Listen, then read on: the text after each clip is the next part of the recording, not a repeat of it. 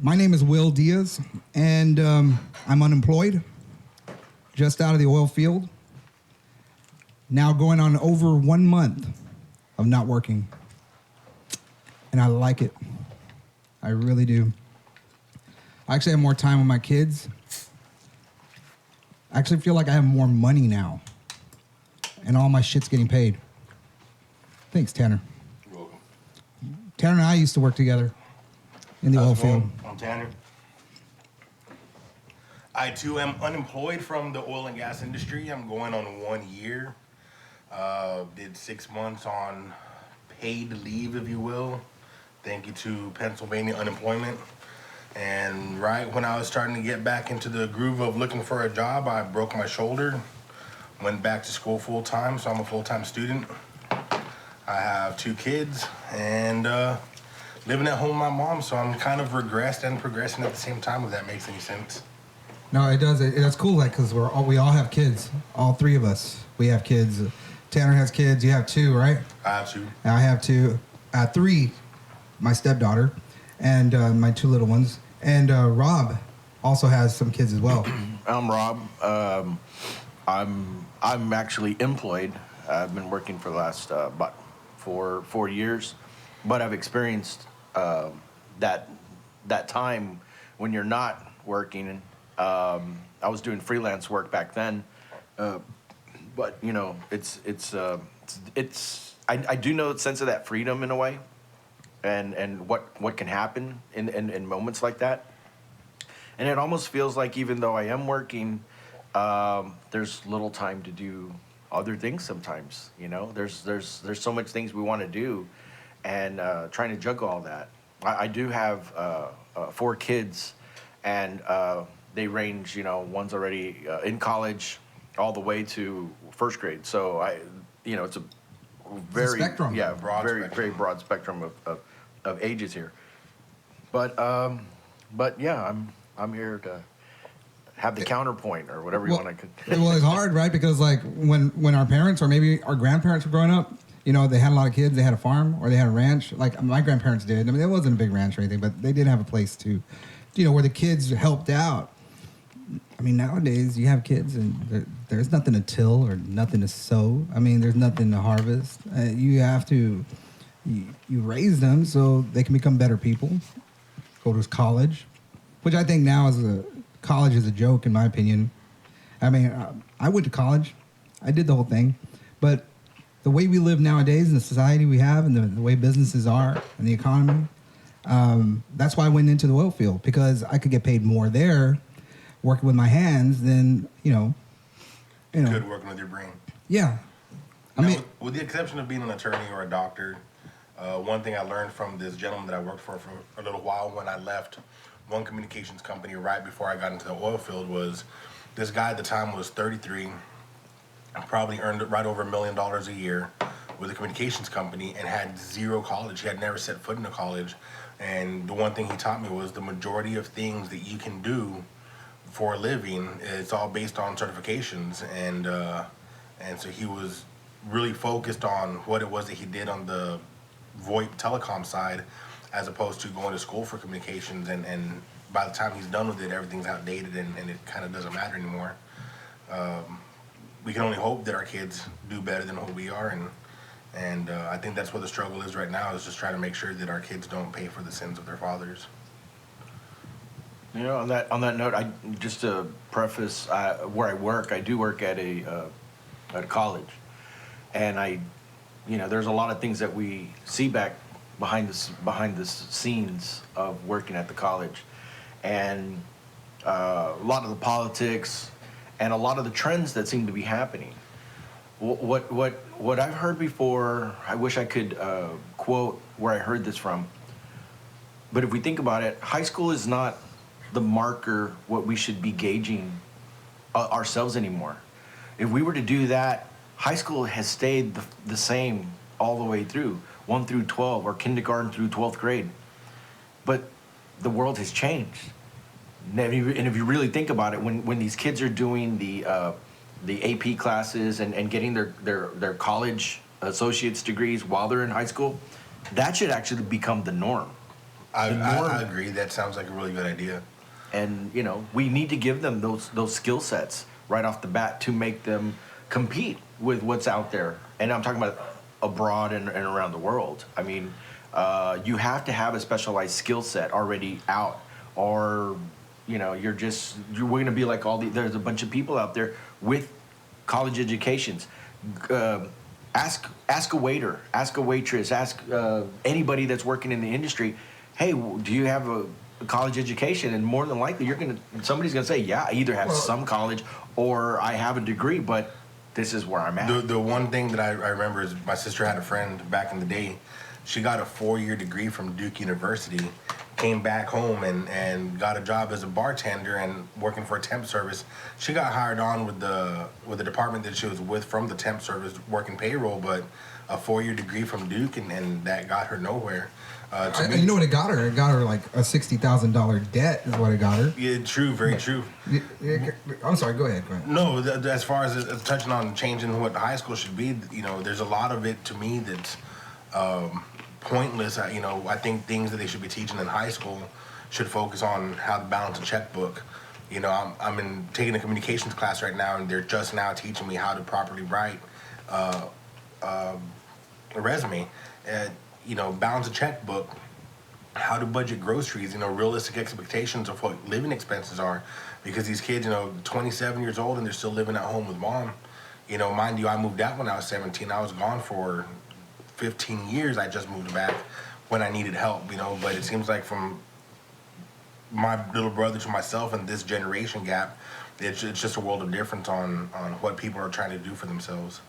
So it's either you become a laborer, you work as a hand, or you become you become a lawyer or a doctor. And this city doesn't support that. We don't have any law schools here. We don't have any doctor school here. The pharmacy school is about an hour away from us. That's the closest one we have. Is that Kingsville? Yeah, Kingsville. And there's nothing really for us. We have to move out of the city, and that's what's happening to the city, is that people keep leaving this city, and at the same time, the city is not putting emphasis back into these neighborhoods that some of us decide to stay in. Like my neighborhood's been around since the 1940s. The streets are crumbling right in front of us. If you look outside, there's potholes everywhere. There's patches everywhere, and I want to live here, but it seems like everything's moving to the other side of town. Where all the doctors and attorneys are at. All the doctors and attorneys are. Yeah. Well, I what mean, do we do, man? the thing is, everybody's moving on up, so to speak. And I used to watch that show, and I used to watch that, and then it those shows. I'm just gonna they put a message in our minds when we watch these programs. You got your Good Times, you got your Archie Bunkers, you have your your Jeffersons and stuff like that. And it was basically, and you think about it, you had the white poor, Archie Bunker, middle class man, whatever, but there was still that poor aspect because he was living in the neighborhood that was being surrounded by the neighbors that were moving in, like the Jeffersons and stuff like that. Jeffersons were black people getting out of the ghetto, going into moving on up, succeeding, becoming professionals. Then you had Good Times, I love the ghettos and stuff like that. So it's like back in the 70s, they gave you those little glimpses. Show me where that is now on television. That message, they don't want to promote that anymore. It's not there anymore. Well, they got Blackish. Yeah, a doctor. I've never seen it, man. I've never seen it. I won't watch TV. They've taken the same dynamic of the Cosbys. You have the doctor is the wife, and then you have the husband that it's in media or something like that. He's in marketing. Yeah, he's in marketing. Oh, so y'all watch high-ranking marketing. Yeah. Well, but the thing is, there's the message. You know what I mean? My shoulder's broken. I had no choice but to sit in the living room for 2 months last year. So. Is it a reflection of our society? I mean, we're going to the artistic crap, but is it a reflection of us, or is TV telling us what we should be, or are we telling TV? But there you go. That's to me what it is. It's the television, the way it is. Back in the 70s, we had creators that were pushing the boundaries by exposing America and showing America face to face. This is what's happening out there. And then in the 80s, everybody was living good. So we had all these, everybody's wealthy and, Miami you know, Vice. very generic. Well, yeah. They were living good. But now it's like, you know, it's kind of hard. It's stuff that wants to scare, like the drama shows, like the cop shows and all this kind of stuff. You know, I don't know. They try to scare people about the boogeyman that's out there. But when you watch the comedy programming that they have out there, it's very generic. Well, I think that's why we have preppers now, right? Because everyone's scared to death. Everybody's scared to death. The world's going to end. I mean, that's what The Walking Dead's about. I mean, it's not the zombies; it's the people that you got to worry about. Yeah, that's people. I mean, I go to I'm so scared nowadays. I mean, I keep my doors locked and I check twice. I mean, I'm overly conscious about where I walk and how I live now, that I won't take the same route to and from because I'm afraid someone. I mean, they got us all freaked out because we're worried about. Well, I think some of that not only has to do with us being freaked out, but I think people are, in a lot of ways, more aggressive and not caring because look at where they're living at right now. I mean, prison, you get 3 squares, you get medical, you get food, you get education. I mean, you're living the life and moving on up if you go to jail compared to not. And if not, they see somebody that has something that they want, they're going to go and take it. And, you know, you just have to be cautious of your surroundings and what you're doing. But yeah, I'm the same way. I get up 2-3 times in the middle of the night and I walk around and make sure everything is locked. And I'm always looking out my shutter every time I hear a noise that doesn't sound familiar. And so, how do you think our kids are going to be brought up and how their mentality is going to be with the way they're living now with us? I think our kids. I worry about the future generation, and that I feel that everybody is too whiny and too politically correct. And I think PC is going to be the downfall of our society. We were once a nation of wolves and lions, and now we're a bunch of sheeple. And everybody wants to watch what they say, and they get offended when somebody speaks the truth. And there used to be a saying called "Sticks and stones may break my bones, but names will never hurt." And now it's, you look at your great grandpa who was storming the beach on D-Day into near certain death, and now 18-year-olds are crying because Billy said that I looked fat and I need a hug from my teacher, and get over it already. We got a couple more minutes. Any last comments on the couple of ideas that we threw out there? I still think in some way there is some importance to education. I don't want this segment to end where we're kind of downing the education, but there is something to it in regard to when we need to expose our kids to trades and stuff like that. But does that mean we lose innocence when we do this? Are we going to start it too early, or is there a subtle way to bring them around to start preparing themselves? You bring for the our future? point because with a trade, if they learn it at a young age, they're able to work at a young age, which means they can make an income, which will open up the world to them, and their innocence may dissipate into the reality they live in, which could become a cynical person. So, what about you, Tanner?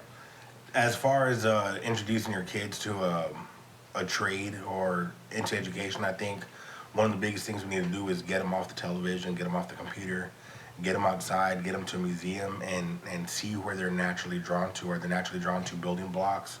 Are they naturally drawn to bugs or to the dirt or to anything else? And then expose them to a real life trade or a real life career that focuses on that. And then the other thing that I try and do with my 14-year-old stepdaughter, she mentions that she likes math, and I try and promote math and science to her because I think that's something that's taken away from females, and try and introduce her into what an engineer is and say, hey, you know what, if you really like math and science, you can do something with it, and you can do something constructive with it, and not to lose sight of that. Not bad for the first podcast. Thank you, Robert, and thanks, Tanner, for joining me today and having lunch with me. And thank you for feeding us. Yeah, thank you very much, Will. Mediterranean chicken pizza. And we'll post this. Leave your comments below, and we'll put in text where you can email us if you have something you want to talk about, or give us your comment on anything we've said. And we'll have another one of these for you shortly. Appreciate it. Thank you. Have a great day. Bye. Later.